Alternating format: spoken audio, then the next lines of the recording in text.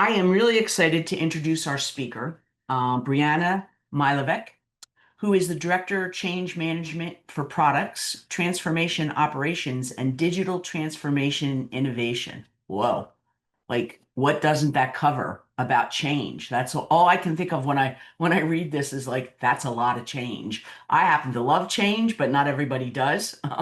Brianna is really going to give us some excellent foundational ways to look at things and to help us to be able to apply those as we move forward and we continue to problem solve. So, Brianna, you're here somewhere. Take it away. Hi, good morning. Can you guys hear me okay? Okay, Yes. perfect. Yes. Um, Thank you so much. I am thrilled to be here with all of you. It's so fantastic to meet you virtually, to talk a little bit about, like they said, all things resistance management, mitigation, and a little bit of how using an elevator pitch as a tool, while seems fundamental and pretty straightforward, there's some nuance there, and I think a muscle that we can continue to grow and to practice. And so before I jump in, I wanted to at least introduce myself so you can get to know the woman behind the screen, miles and miles away. So just a little bit about me. While I live in Nashville, Tennessee today, I'm originally from the greater Philadelphia area. So as you can see from my education and my background, I feel very blessed today to do something that combines two things that I truly love, and that is organizational development, the science of what drives people, with healthcare. So I have been in healthcare for over 13 plus years in my career, had the opportunity to start my career out of grad school at Penn Medicine in Philadelphia, Pennsylvania, in an organizational development capacity in their Penn Medicine Academy.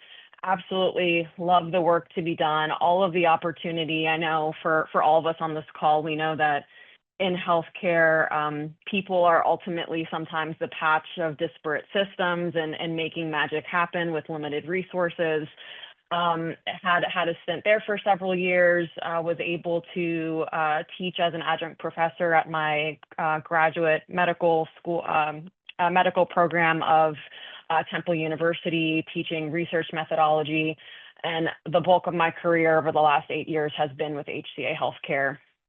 First in an organizational development capacity within IT, and into the role that I am now over the last 3 years with a digital transformation and innovation branch within HCA Healthcare, where all I focus on day in and day out is change management. So great opportunity to be seeing from, our clinical, operational, and administrative colleagues what change feels like, whether related to particular products, just how healthcare continues to evolve following the pandemic. So much change politically, right? Change is inherently a part of the DNA of all of us working within the healthcare industry. So I'm feeling like there's at least a little bit of job security there, which it feels good. All that being said, fun fact about me, I grew up playing the violin, was able to be a part of some quartets through end of high school, early college. So for any classical music fans on the call, I think that day or night, if you woke me out of a cold sleep, I could probably play Pachelbel's Canon from memory because everyone plays it at a wedding. So a little bit about me at a glance. So what I wanted to talk about today, just to give you a little bit of expectations of how we're going to flow through the day today. Again, my objectives for you is, one, we did a little bit of an intro of who I am. The second piece we're going to talk through, I know that you've had a series of fantastic speakers in this virtual series that you're all participating in, this organization. So you've talked about change previously. What I wanted to at least share with you is ProSci's ADKAR model. It's a change methodology. I promise we're not going to get too into the weeds of going through an entire different kind of way to think through change, but it's important at least for how we teach it to our organization, to our stakeholders, of speaking about change and that change process to really laser into how to mitigate, how to help to identify and move people through that change process. So I'm going to at least base us a little bit and start us with what is ADKAR and what does that mean when we're thinking about resistance mitigation. The other big piece of our time today and what you've done some homework on already is the elevator pitch. So we'll talk a little bit about what makes it effective, what might be a strong versus a not strong example. And my hope is that it starts the wheels turning of getting that feedback from your peers, continuing to practice and to build that muscle. And then I'll end with some time if there's questions for me. I'll also ask as we're going through the presentation and for Wendy and others on the call, please keep me honest of stopping me if there's questions in the chat or if anyone wants to get off mute and ask me a question. I'm happy for any interaction from the group here. So I'm not speaking into the void for an hour. Just please interrupt me if something comes to mind. So with that being said, what I wanted to start with is the statement that resistance is biologically natural. So I know I have a lot of folks on the call today that have clinical backgrounds, and so I wanted to share with you a book recommendation that I absolutely love. I can't speak higher about it. It connected a lot of dots for me when I heard someone speak of it at a change conference last year through what's called the Association of Change Management Practitioners. And it's called Neuroscience for Organizational Change, an evidence-based, oh gosh, my screen just went blank for a second. An evidence-based practical guide to managing change. Absolutely fantastic look about how some resistance behaviors, underlying causes, they are truly linked to how our brains are formatted, created, just inherently a part of who we are naturally. So I wanted to at least talk a little bit about what are some of those kind of key nuggets of that research, of that book, and a little bit, I'll share one or two maybe research examples that really landed with me that I have shared with colleagues and I have written about for academic journals. The first of which is our brains are rooted in routine, right? We are inherently always trying to save that cognitive energy. And sometimes resistance is that brain protecting for efficiency. A funny example of this is I'm sure we can all relate to those days that we have just a crazy schedule, nonstop critical thinking, decisions that need to be made. We come home, even a question as simple as what do we want for dinner? And sometimes our brains naturally go into, I want to go to this restaurant, I want to buy the thing that I always buy, and I want to eat that because I know that it's a safe choice. It's going to be what I want. It's simple. It's not spending any more calories to think about what do I want to choose? What do I want? I don't want the risk. So as simple as a dinner choice, same thing with change, right? There's oftentimes I see a lot working with clinical partners related to, new technology implementations, that sometimes the devil you know is better than the devil you don't know. You're like, I know that there's extra clicks here. I know that this system doesn't completely make sense. I know that it's not the most streamlined, but I don't have to think about it when I'm clicking through this tool, and I'm going to have to stop and think about how I'm going to have to click through this new tool. And I'm busy and I don't want to do that. So again, a little bit of how our brains are hardwired naturally to conserve energy in traditional and non-traditional means. One of the other really interesting nuggets from this book is around reward versus threat framing. So again, when we think about change and why there's so much of an impetus on how we talk about, how we frame, how we contextualize change, and we'll dig into this a little bit more with the model, our words matter. I like to say all the time that although my role is change management for technology oftentimes, it is ultimately a people science and it is people-centric. And so a lot of research and studies that support that just terminology and how things are framed impacts results of either through efficiencies on how people work together, et cetera. There is one study that they share in this in this whole research overview in this book of, people put into two different focus groups. They're isolated in different rooms, but ultimately some individuals are told to complete certain tasks and that they'd be doing it independently. Another group is told the same thing, but they said, even though you're in this room alone, you're doing this task together with others. And they use some other key words, semantics around, we're doing this together. This is about us achieving things as a group. They found over 60% for those folks that were told they were doing something with others, there was 60% more time spent in completing a task. They saw more efficiencies. They saw more of an effort expended, which really goes to support how important the words that we're using in framing things in a group setting truly are for us as social creatures. The last two pieces that are, I think, my favorite and what I try to really lean into with how we discuss and think about change in our organization is our brain's threat response and just humans as inherently social creatures. So there is a fantastic study that was completed that really showcased that on a biological level, the human brain processes exclusion in the same way that it processes physical pain.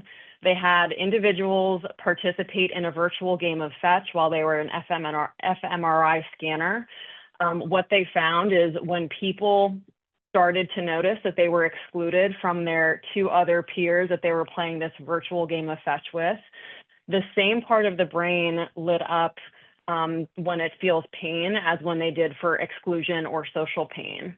More so when individuals still in the scanner were describing higher levels of feeling excluded, feeling, some kind of feeling of hurt, that activation level was also highlighted to be higher than those that didn't. So again, a very interesting thing to be thinking about, that as social individuals, when we feel excluded, when we feel that there's some danger, our brain produces higher levels of cortisol. It produces a lot of the same natural biological outcomes that if it would in maybe more of a physical, traditional fight or flight capacity. So again, without getting into, I wish I could do a whole conversation specifically about biological research and how much our brain is naturally seeking to protect us from some of the fear that comes with change. But the takeaway for all of you is, I hope if you're interested, you take a look at some research. It's absolutely fascinating.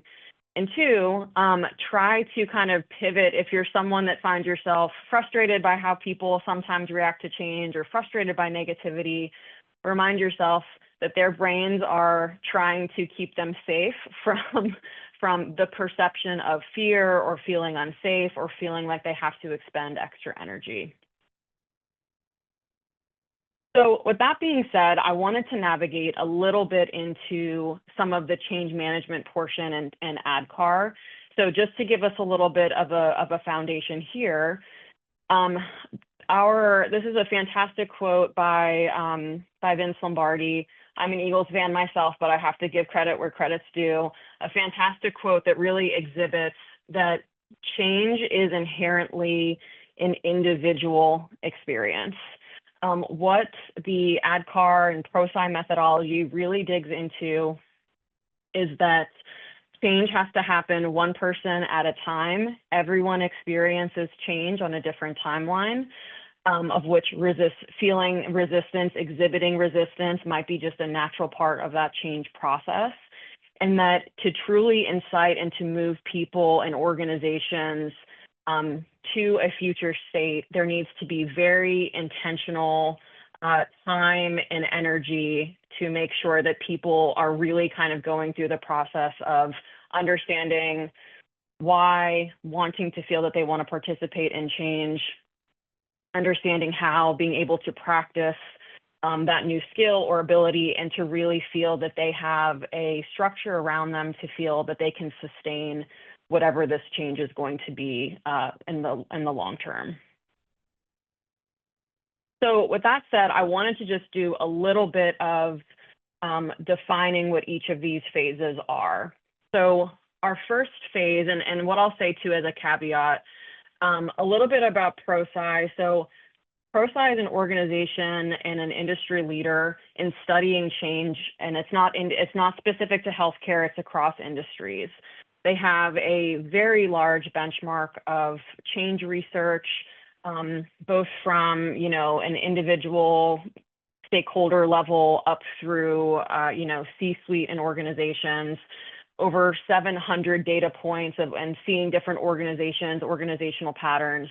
So they have a lot of robust data that supports this framework that they put forward, which is ADKAR. The other thing I'd want to say about this is ADKAR represents 5 tangible and concrete outcomes that people need to achieve for long-term lasting change. So that being said, just walking this kind of through one by one, and you'll keep seeing the ADKAR framework as we talk through resistance.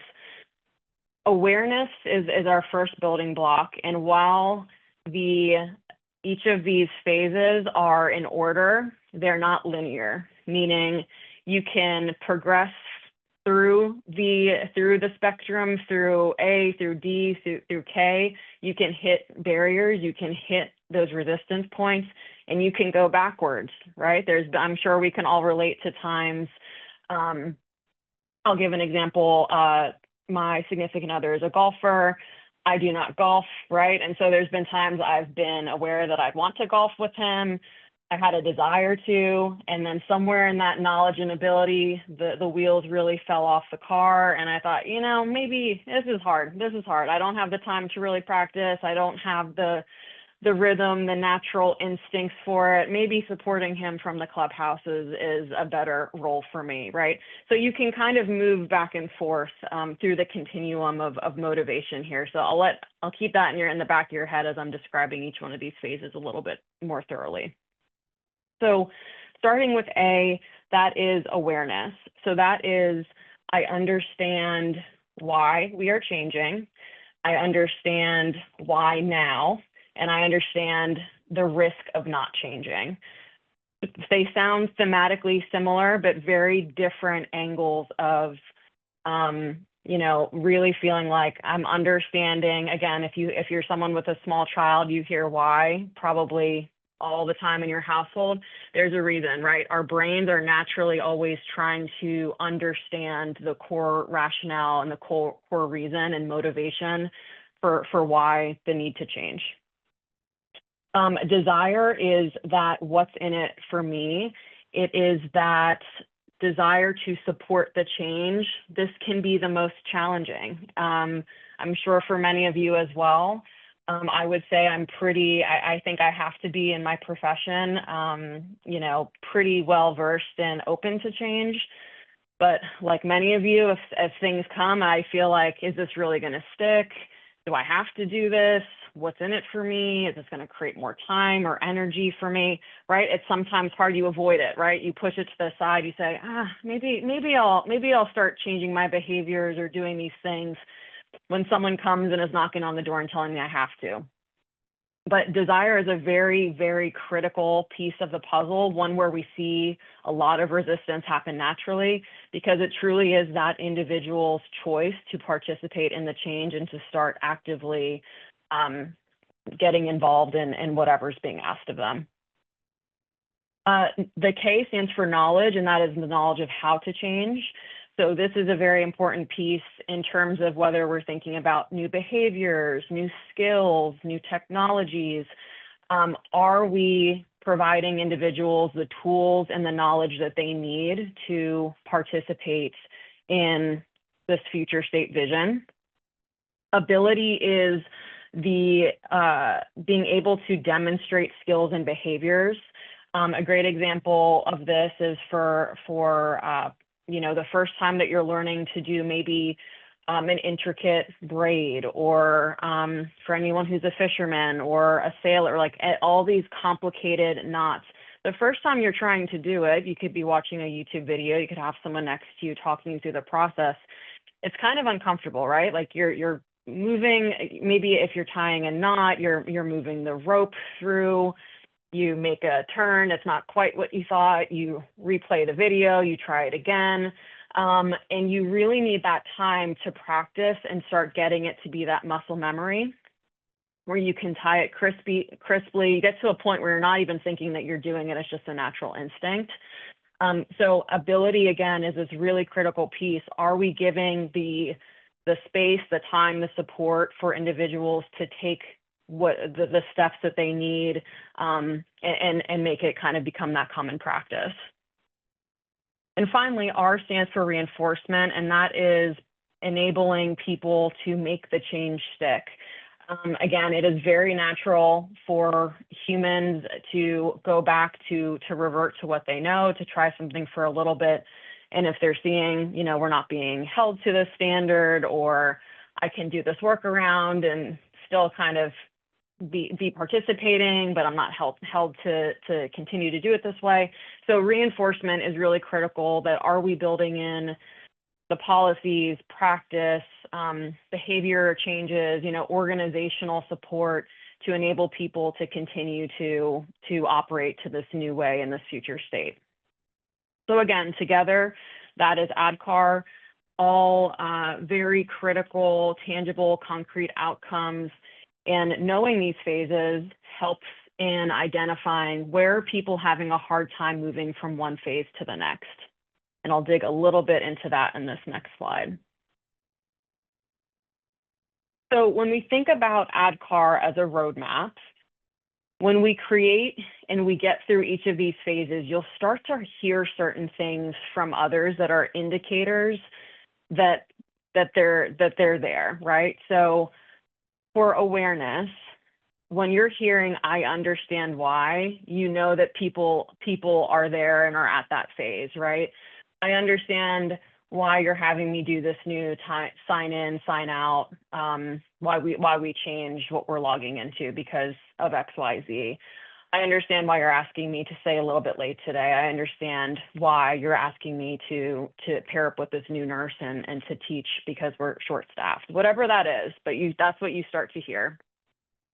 With desire, you start to maybe hear, I have decided to, or I'm going to, or I'm going to help this person too.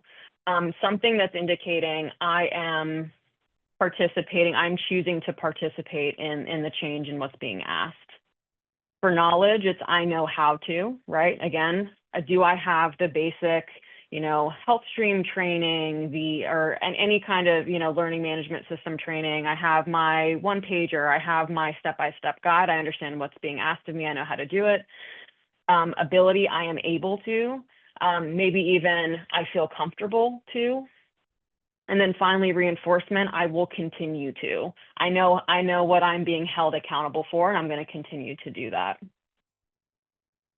Now, on the flip side of each of these, you can also start to get a sense of where people are falling based on what's happening in its absence. So when you're hearing people asking the same questions over and over again, you're starting to see that passive resistance of whether it's not always vocal, right? It's not always them saying, I don't agree with this. It could just be people just checked out, or, continuing to send the email to the, deleted folder graveyard. Turnover, delays, that is starting to show that indication that they either don't understand why we're changing, or they're not bought in on that personal level. They don't understand what's in it for me. Similarly, with knowledge and ability, in the absence, you'll see low utilization, incorrect usage, workarounds, potential negative impacts with patients, negative chatter with colleagues, reductions in productivity, right? Things that are showing that they either don't know how to, or they are, again, because that desire isn't there, they are not actively trying to jump in and to learn and to grow and to participate in that way.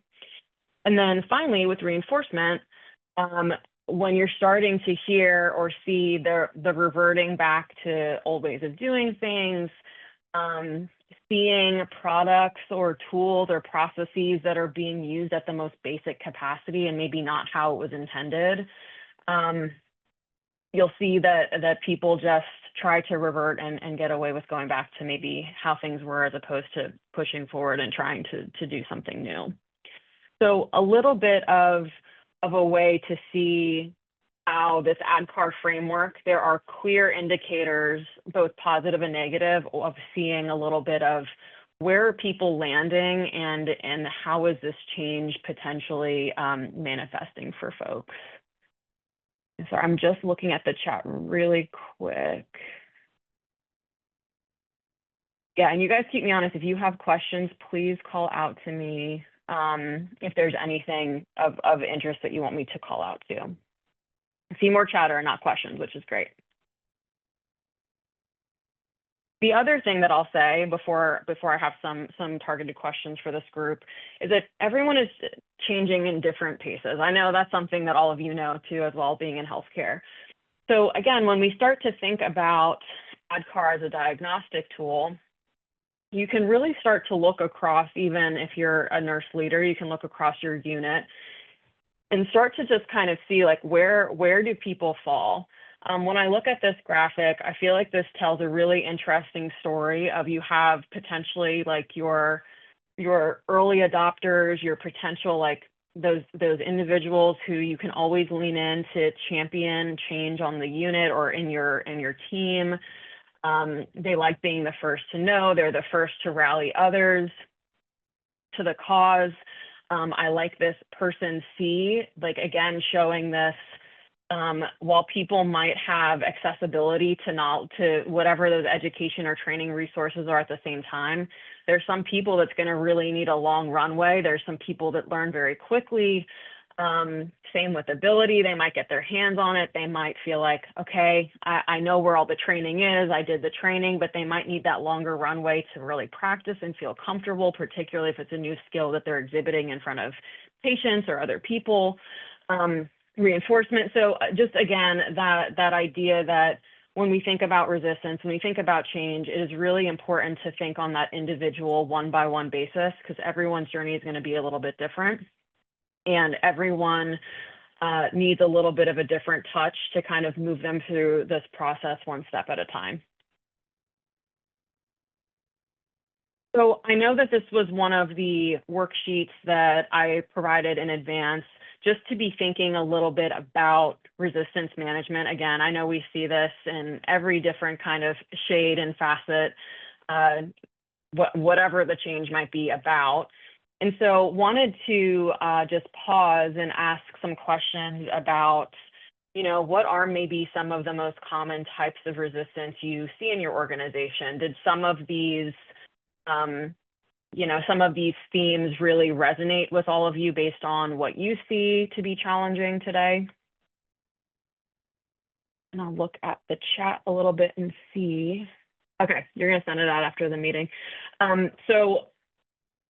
And again, feel free to either unmute and share some learnings, or if you guys have had a sneak peek at this. But curious, what kind of are the most common types of resistance that you see today?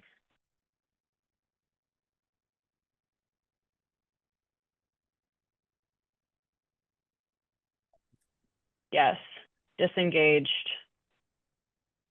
Very much so, which is a hard one, right? Because and I think for me, and you'll all roll your eyes, this is a very change management thing to say, but sometimes negative chatter and active resistance can be a gift, because at least they're articulating what the problems are, right? And you can start to pull and say, well, tell me why, tell me a little bit more about that. And so sometimes the silence and indifference can be very challenging, because it's hard to even put your finger on getting them to feel safe to kind of articulate some things out loud. Avoidance, negative chatter, yes, defensive of current state, not being communicated, gossip, creating barriers, all fantastic and relevant. Yes, defensive, disengaged, loss of creativity is a big one. Love that. Thank you, guys. What do you feel that in thinking about those common resistance points, what do you believe to be some of those most common underlying causes?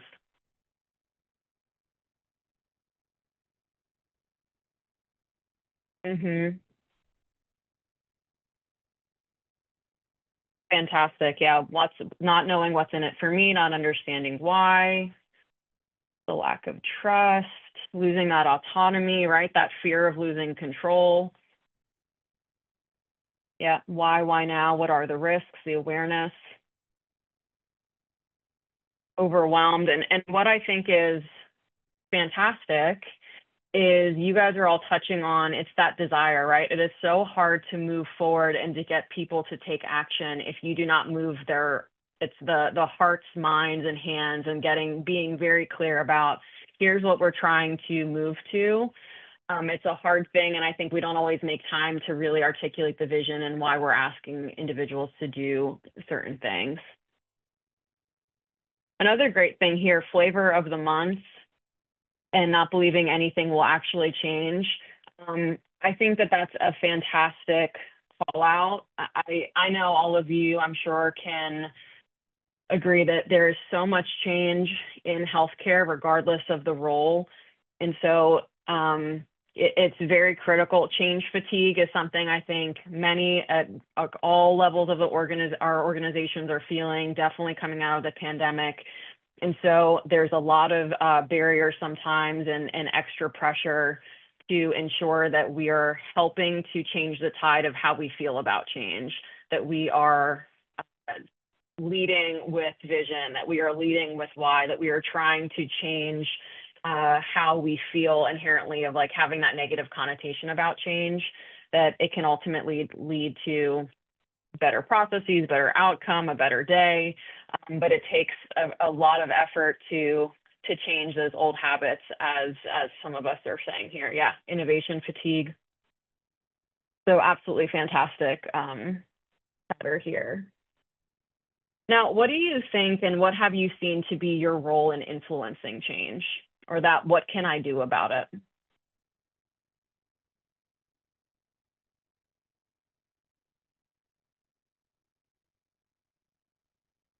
Well, that's a big one too. Change without input from key stakeholders. That's absolute differentiator. Yeah, Michelle, identifying, removing those barriers, massive thing that we can do, whether a leader in title or not. That's something we can do for colleagues and escalations. Yep, converting the strongest dissenters. There's a great example of a change initiative that I had worked on several years ago, where I had a senior leader who was vehemently against what I was trying to push. I couldn't figure out how to get them. They were very critical, very smart. And so I made them a champion. I spent a lot of time with them to go through all of the inherent, like the research, my plan, the vision, the why. And it took quite a bit of time. I would say a good 6 months investment. But that senior leader became one of my most vocal champions because they finally bought in, and they were so vocal across different groups that they ended up becoming a really strong advocate for the change that I was looking to move forward.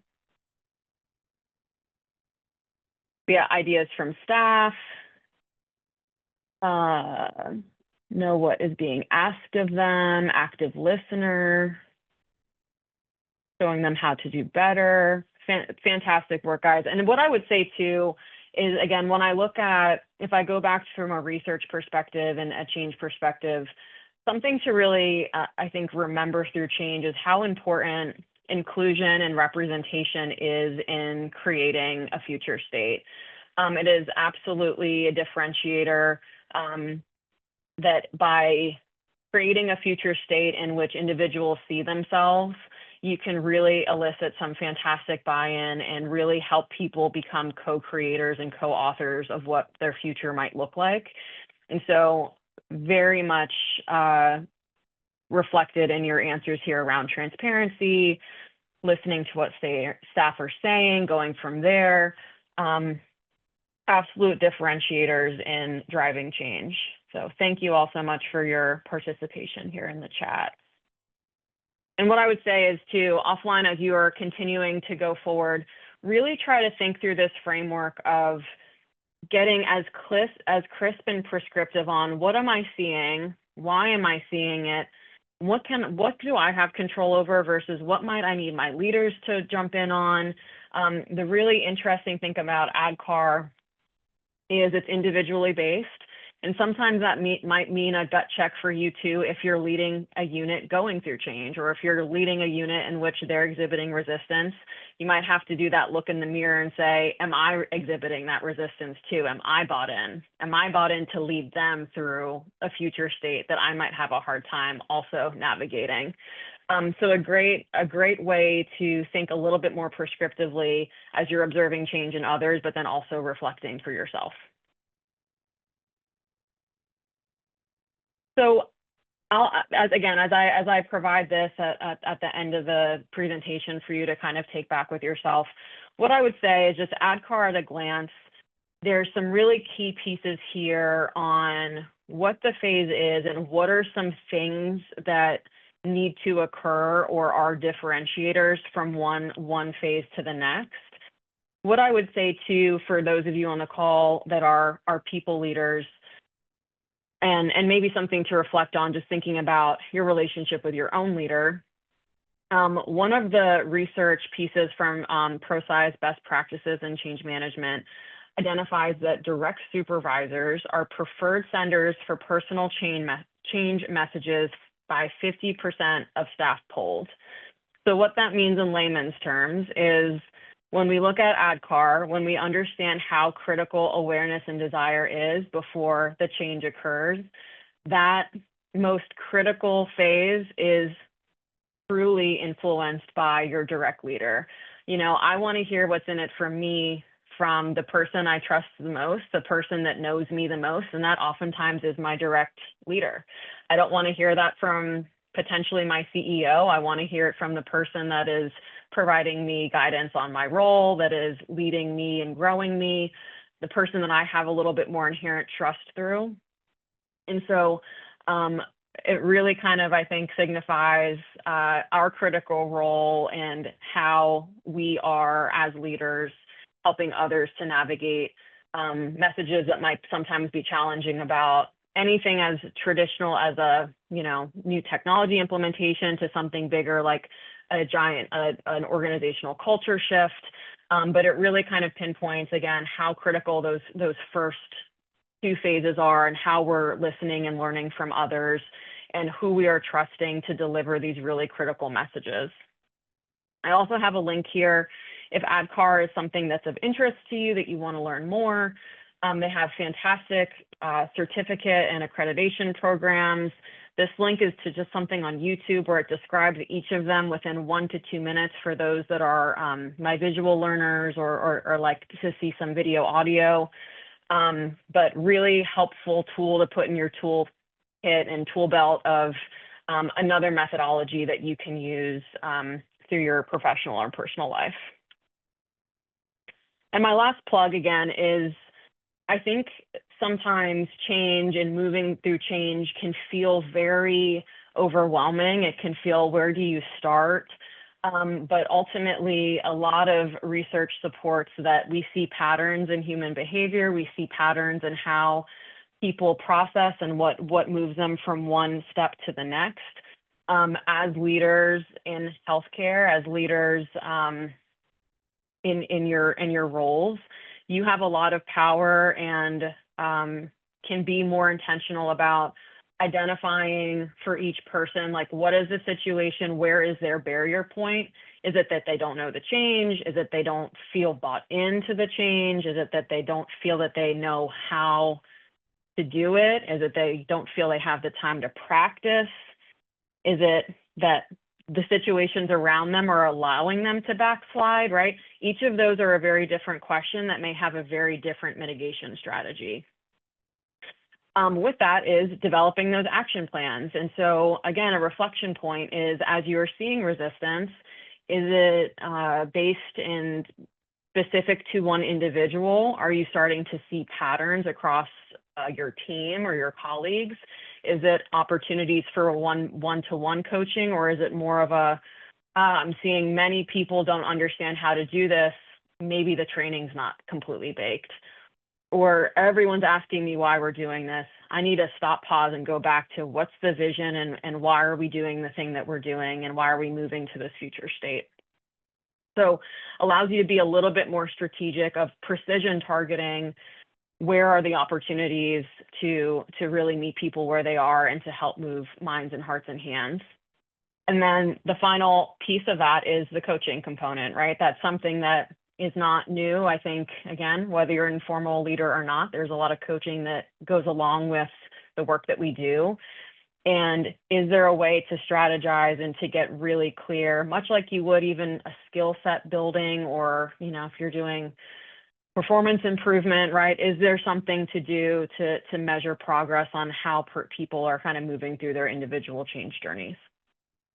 So again, hopefully another way to view change, to view how we look and think about resistance, to make it a little bit more manageable and feel like we can be, evidence-based and focused on how to identify it, how to manage it, and maybe how to think about resistance sometimes as, again, it's not personal, it's a natural biological way that our brains try to protect us from being very overwhelmed and feeling that fight or flight cortisol spike, through our day to day, week to week, month to month. So the last piece that I wanted to talk through, again, as a tool, and I think it goes hand in hand with resistance management, because ultimately knowing how critical it is to help people feel a connection to what is happening or what we're doing. I can't underpin enough, I think, in my world, the power of our words and how we articulate things that we're doing, things that we're asking. It seems like such a basic skill to kind of think about your audience and to be able to articulate an ask, share information, but it can be really challenging. And I think if you're like me, healthcare moves at such a massive speed. And so sometimes there's times where, you're in a room or you start to talk or you have that opportunity, you feel a little scattered and you think, oh my gosh, if my day hadn't blown up, this would have been a very different situation. And so really important to be thinking intentionally about how we communicate, what our key messages are, and leveraging things like the elevator pitch. So I know that this is not a new concept for anyone on the call, but wanted to at least walk you through how I've communicated and taught people how to use an elevator pitch. I think of this like a formula where, you kind of take it into these three massive parts. And if you can start to get really comfortable with, going through the process of, each time I'm using this, if I'm covering these three buckets and I feel like I have that content and then it's clear and then it's concise and it's impactful, the more that I practice it, the more that I make it mine, this becomes, again, it's muscle memory, and it's something that I feel like I can always have in my back pocket and ask and leverage and use effectively, which is a differentiator, again, regardless of what your role is. So elevator pitches, again, think of this as it comes from the basic analogy of, you get into an elevator, you're in it with an executive, with whomever it might be, and they might ask, what's your role, or what do you do in this organization, or what do you need from me? And you have to think, how many floors do I have before the doors open? And that's usually quick, right? It might be a very short elevator where it's a strong 20 seconds. Might be a larger building. Maybe you're lucky you get 30 floors. Maybe you get more like a minute and a half. But really challenging yourself to be very concise, impactful in how you're communicating. So the framework that I teach to is these three pieces. It's the hook. What is that strong opener, and how are you engaging that listener? The meat is the information. What is the insight? What is the buy-in in which you're trying to create with that individual? And finally, how are you moving them to action? What do you want them to do? What do you want them to remember? So three critical pieces here of what makes a very clear, concise elevator pitch. I wanted to share with you 2 examples. The high-level context is perhaps you are a unit nursing leader, you're experiencing higher than average RN turnover, and you managed to get a little bit of time with your CNO, and so you might make a little bit of a pitch. So in example 1, I might have that short elevator ride, so to speak, right, with my CNO, and I say to them, our unit's really been struggling with turnover. It's been kind of tough on staff and patients. I was thinking it might help if we tried some sort of mentorship program, maybe where new nurses could connect with experienced ones. Other places have done things like this. It seems to go okay. It might help with engagement and maybe even some quality measures. I'm not totally sure. I'd like to try it out, probably some time for preceptors and maybe some funds for supplies, but we can see where it goes.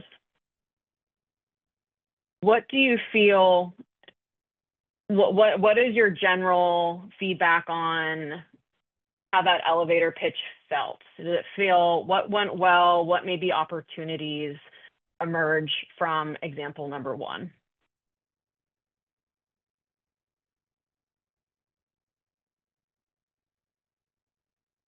Yeah, Lauren, it did not feel confident.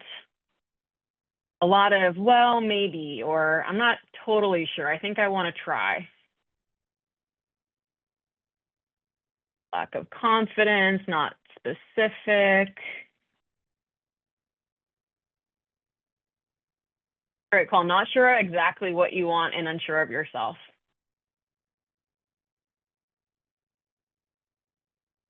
Yeah, no, it's not thought out, no data numbers. Absolutely. Okay, so let me show you example number 2. So exact same situation, but at this time I say, we're facing higher nurse turnover than system benchmarks. It's hitting us all on all fronts. Patient continuity, staff morale, rising overtime costs. I'd like to change that by piloting a structured mentorship program pairing new nurses with seasoned staff. Programs like this consistently lower turnover, it boosts engagement, and hardwires best practices. I can show you some fascinating research from other health systems. But based on outcomes at peer institutions, we could see a 10 to 15% drop in turnover within a year, translating into fewer contract nurses, lower overtime spend, improved patient satisfaction. To move forward, I'm asking for your support in protecting preceptor time and a modest budget for program materials so we can launch next quarter. What is some feedback on how that felt? What seemed to go well? What opportunities? Was there a noticeable difference between example 1 and 2? Yeah, great, Steve. Very clear ask, data speaks, mic drops, specific ask, much more clarity. They have some research needs that's in their back pocket, specific details, issue and impact, targeted plan. Absolutely, absolutely across the board. And so you can hear a little bit like of the hook, the numbers, a little bit of the content, the clear ask, all very critical pieces to telling that story from start to finish. So with that being said, I wanted to provide at least a little bit of time for you here to think through that strong, each one of these components, again, as individual pieces to the puzzle. So the first of which is that strong hook to engage the reader. So think about engage the listener or your audience. What's really important here is that you're very specific about who it is that you're speaking to. And I know that this sometimes sounds very clear and easy, but sometimes it requires maybe potentially a little bit of research if this is someone maybe you're not as comfortable with or seeing every day, right? But either way, real intentionality of like, what is grabbing their attention? Is there a metric? Is there something punchy? Is there a certain vision or opportunity statement?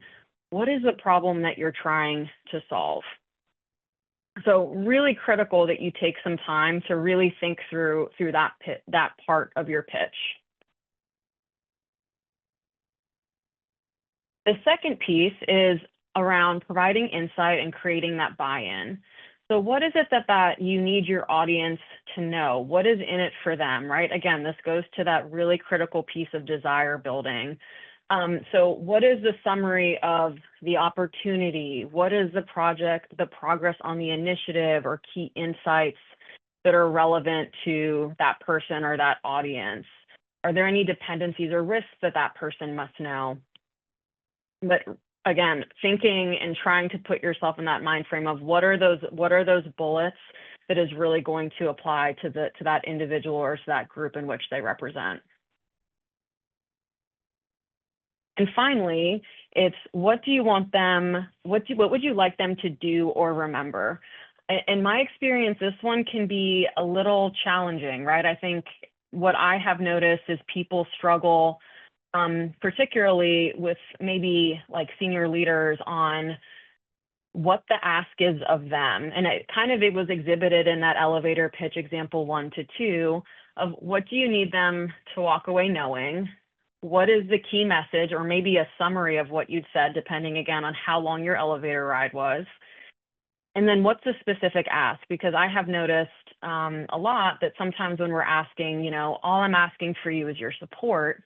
Well, what does support mean, right? Is it I'm asking you to go to a meeting and to propose this for me, or I'm asking you to, fast track spending or fast track maybe a budget, or I'm asking of you to protect my time so that I can work with my colleagues on my unit, right? Whatever it is, the more I think laser focused we can be on what the ask is, the more likely that we're going to get action. Because oftentimes I think people want to help or people want to know what you need. And it's the onus is on us to be able to articulate that as much specificity as we can.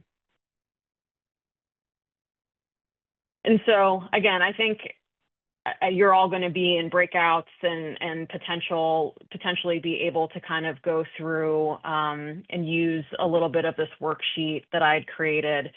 But again, thinking of this as a formula of what are each of the steps, getting your bullets or just your raw information from your brain to paper. And then where the magic happens is the practice. When I have done this with team members in the past, the first couple times that you're going through it, it feels a little robotic. As you continue to use your elevator pitches with other colleagues, with leaders, with friends, with family, with unsuspecting pets, whoever is there that you can just at least practice what that feels like, the more natural it becomes and the more streamlined. But again, elevator pitches being a very simple tool, and I think one that we all use, but what's more intentionality can be a differentiator in how you can communicate with impact for little things day to day, upwards of really big asks to your senior leaders, to your colleagues that you have to influence, to patients, whatever the audience might be. And so I'll pause just to ask, and you guys keep me honest on process. Have you guys tried or practiced a little bit of this yet, or is this going to be follow-up homework following today? Okay, follow-up. Thank you for the nod of approval. So what I'll ask of you is when you're in your breakouts, like I said, reflect on, be very clear about who's the audience, what's my topic. And then when you're reflecting on the process, everyone has different areas where this feels natural to them. I have some that I've joked like, you are a natural fisherman, because the hooks are always so good. They know exactly what are those 1 to 2 statements that get people, like, the eyes light up. They have metrics, they have things that really get whoever's listening to say, oh, what is this that you're talking about, right? I have other people that are naturally good at, here's my action, here's how I'm closing out, here's what I need. But again, a really good practice of wherever you find that's a little sticky, that might be an area for you to get more information, for you to practice a little bit more, for you to reach out to others for questions on, like, I'm having a really hard time creating buy-in for people. Maybe that's because I don't understand exactly what I'm asking for or why I'm asking for it. So it's kind of a nice reflective tool as well, even if it's not something that you're going to be leveraging with others. But like I said, my best advice, use this as a formula and make sure that you're using it as feedback with other groups to pressure test and continue to craft it and to elevate.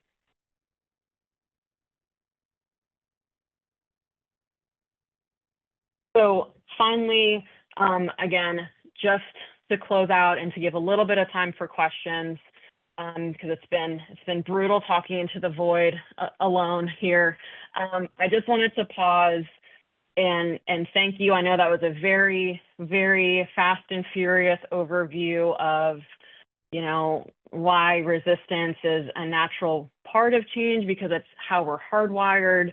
We talked a little bit about ADKAR and how when you view change as a process, when you view it as individual, you can start to get very prescriptive about what to expect at what stages and how you can provide a little bit more of intentional resistance mitigation. From there, again, managing resistance, doing that and using an elevator pitch as a tool in your toolkit can be incredibly effective at any level of the organization that you're working with, whether it's a colleague that you're helping to move through change, or if you have a traditional ask for a senior leader. But again, another tool to really continue to elevate your ability to communicate with impact and can be a real differentiator.